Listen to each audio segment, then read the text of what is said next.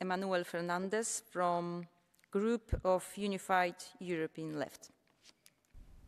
Merci Madame la Présidente, Monsieur le rapporteur, chers collègues.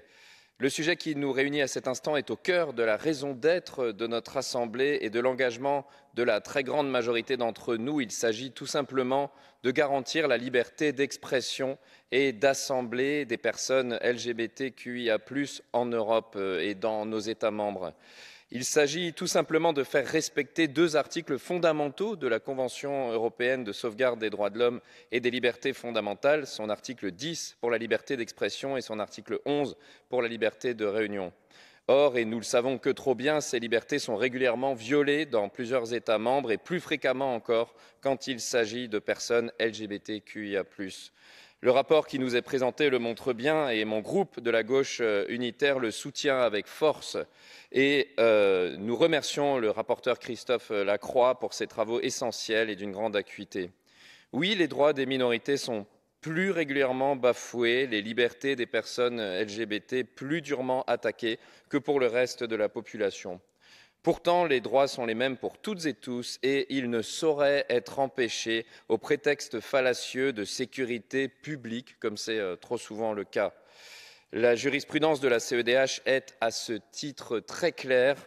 Aucun impératif de défense de l'ordre public ne peut justifier l'interdiction d'événements publics LGBTI pacifiques, ni l'imposition de restrictions disproportionnées sur leur tenue.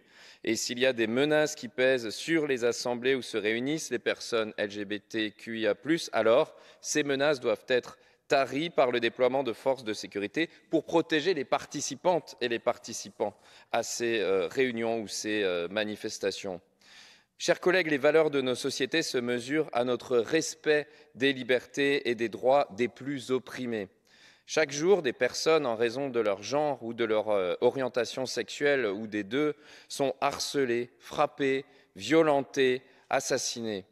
Chaque jour, les mouvances d'extrême droite, car ce sont elles, dans la majorité des cas, qui s'attaquent aux personnes LGBTQIA+, ces mouvances grandissent dans nos pays et, une fois au pouvoir, battent en brèche les droits des minorités. Dans son rapport de 2023, l'ONG ILGA Europe, une fédération de plus de 600 organisations dans 54 pays d'Europe et d'Asie centrale, indique que 2022 a été l'année la plus violente pour les personnes LGBTQIA+, à la suite de discours de haine de plus en plus répandus.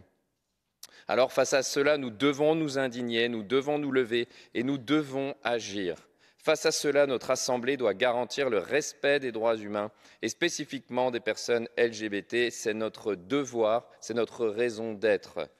Ainsi, former les forces de l'ordre, organiser des campagnes de sensibilisation, soutenir la lutte contre toutes les formes de discrimination, financer les associations qui œuvrent pour les droits des minorités sexuelles et des minorités de genre, voilà des engagements que nous devons poursuivre.